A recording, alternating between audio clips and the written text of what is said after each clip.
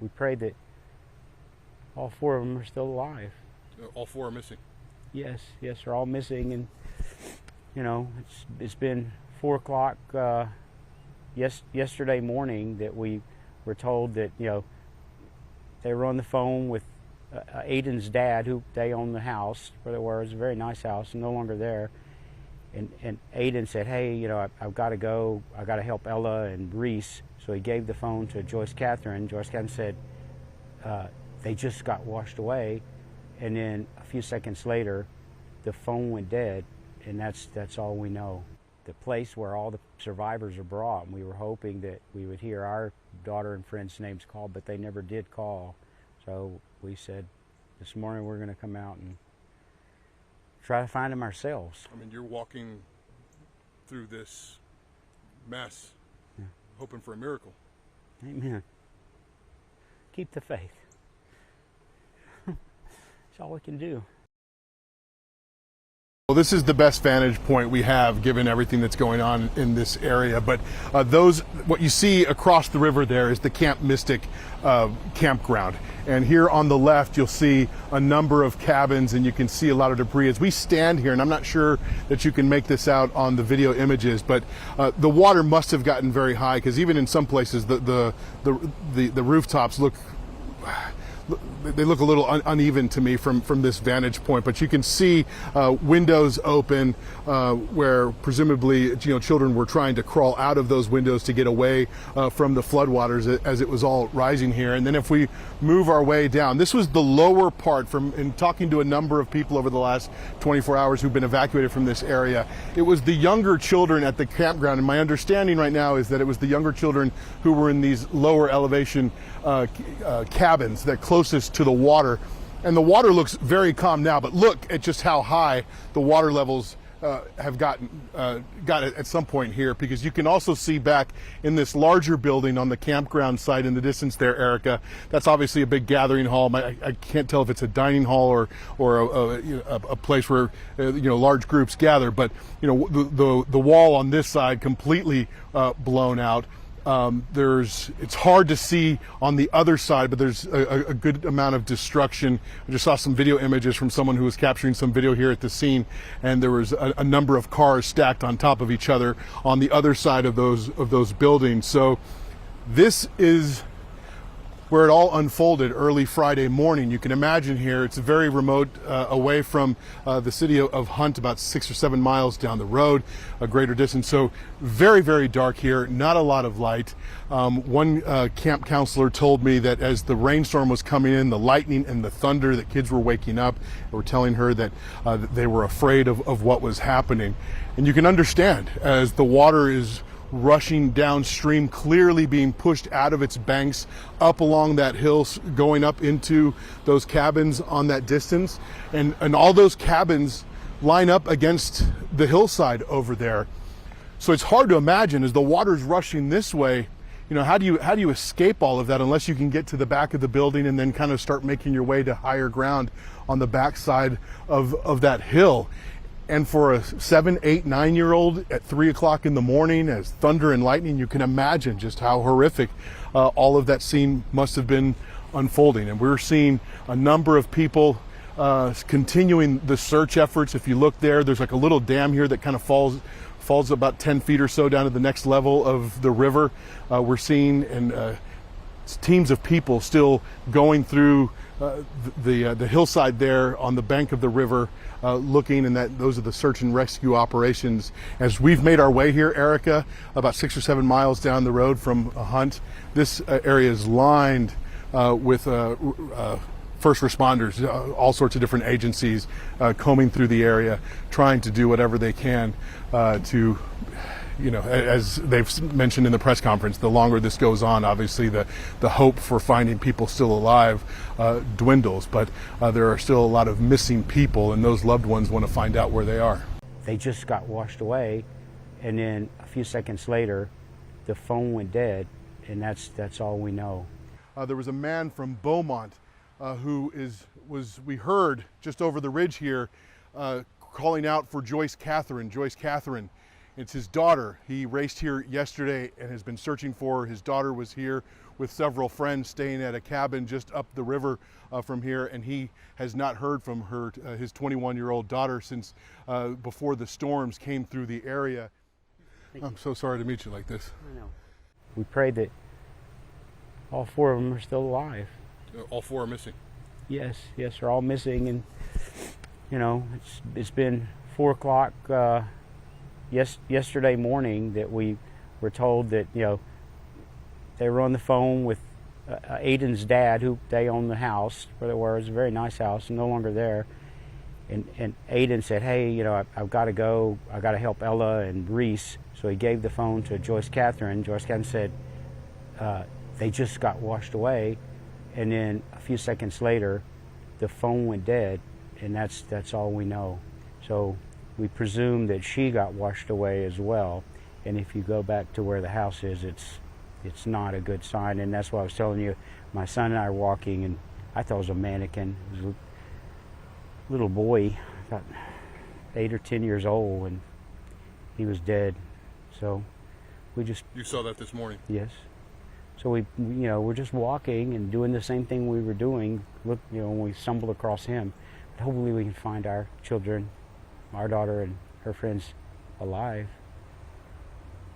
So, anyway, I ask you if you would pray, and whoever watches this thing, pray. And I know, Pamela, this is also personal for you. You have a deep and important connection to Camp Mystic yourself as a former camper. I do. It's surreal coming back here 30 years later. I was a 10-year-old little camper here, full of so much hope and joy. It's a magical place, and I remember the excitement and anticipation of coming to Camp Mystic. And the parent was telling me the same from her little girls who came this year. They just dropped them off on Sunday. And for me, coming back, I'm overwhelmed with emotion, and I'm overwhelmed with memories. And I can't get over looking at those cabins right next to the Guadalupe River. That river was the source of so much joy and fun for us, Erica. We would spend hours and hours in that river. There was this thing called the blob, which was like this inflated balloon type thing that we would jump on, and then the person at the end would jump off into the water, and it was so much fun. And we'd go looking for dinosaur fossils, and that was where we spent so much of our time at camp. That is what we loved. And to think that that same river is the source of this devastation, it's just hard to wrap my head around. And it's such a magical place that now all these girls, these sweet young campers who had to evacuate, and their families, so much innocence has now been lost. And you just can't help but think about them and pray for them, and just hope that more are found alive. Our goal is to rescue those in peril and find those who are lost.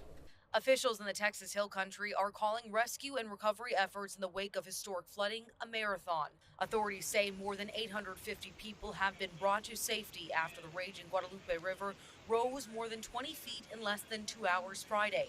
At present, there are 11 Camp Mystic campers unaccounted for, along with one counselor. I got to see firsthand many of the body bags, and it breaks my heart. And we didn't know. We know we get rains. We know the river rises.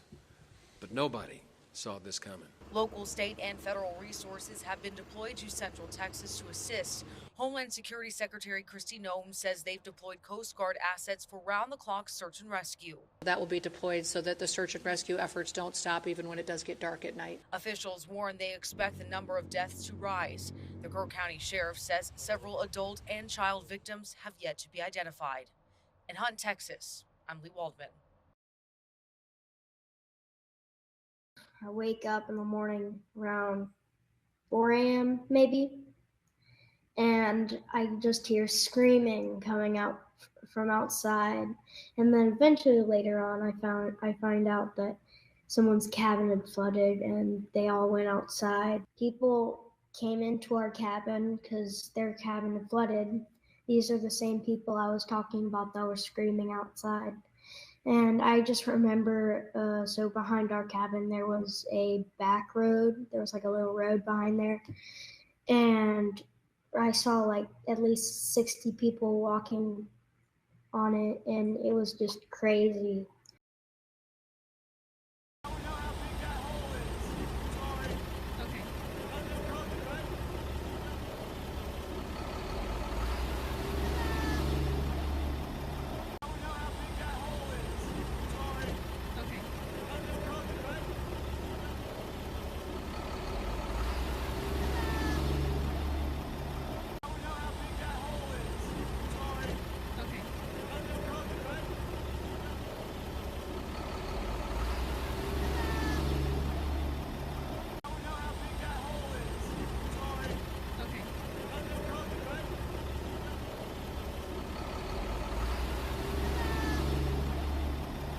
Those babies. Those babies. If it was my babies, I'd want somebody looking, so that's why I'm here. I couldn't sit back. I mean, it ate at me all day yesterday and seeing everything. I got a buddy that's down in Conroe, he's a rescue swimmer, and he was down here, matter of fact, right here yesterday, and he told me, you know, he was telling me about, you know, finding some of the girls, and I had to come. And everybody's just trying their hardest. Doesn't matter what age, background, whatever, everybody's out here, like you said, pulling up sticks and digging through piles, and it's tough seeing people's belongings 30 foot up in a tree. Well, I hope that we do find them. Do I necessarily want that person to be me who finds them? Maybe not. I'm not that brave, but I hope we do find them, because I can't imagine not knowing what happened. I couldn't sit back. I mean, it ate at me all day yesterday and seeing everything. I got a buddy that's down in Conroe, he's a rescue swimmer, and he was down here, matter of fact, right here yesterday, and he told me, you know, he was telling me about, you know, finding some of the girls, and I had to come. Those babies. Those babies. If it was my babies, I'd want somebody looking, so that's why I'm here. We're on the shores of the Guadalupe River at the very moment. This right here, this is what looks like a lake or a pond, is not normally there. People are very much centered on Camp Mystic for good reason, with all of these children that are unaccounted for. But you want folks to understand what? This is our community. Sorry, I'm going to get a little choked up here. I have a 7-year-old daughter. And so it's those people who have kids at camp, you can't imagine the pain they're going through. But what I feel like as I was watching the news last night and yesterday a little bit, what I felt like was missing is people forgot that this is our community as well. This is our home. Ingram, Hunt, Kerrville, this is our everything. And a lot of our everything has been taken. It is destroyed. It is something that we don't even recognize. Yes, those kids' life matters so much, but so do the hundreds of people that are missing right now, that were here on vacation, that live here, and that were sleeping in the middle of the night. This whole devastation goes 20 miles that way, another 60 miles that way. We'll be looking for bodies for, I couldn't tell you till when. Do you think that the federal government needs to hire back any of the meteorologists who were fired in the last few months? I wouldn't know that. I really wouldn't. I would think not. This was a thing that happened in seconds. Nobody expected it. Nobody saw it. Very talented people are there, and they didn't see it. It's, I guess they said, once in 100 years they've never seen anything like this. So I wouldn't, I mean, people are trying to blame the school. They're trying to blame the camp. They're trying to blame. It's just a horrible thing. But no, I wouldn't say that, no. We've been in touch with Governor Abbott, and very close to Governor Abbott, and everybody in Texas. Kristi Noem has, as you know, been there, and will continue to be there. And we're working very close with representatives from Texas, and it's a horrible thing that took place. Absolutely horrible. So we say God bless all of the people that have gone through so much, and God bless the state of Texas. It's an incredible place.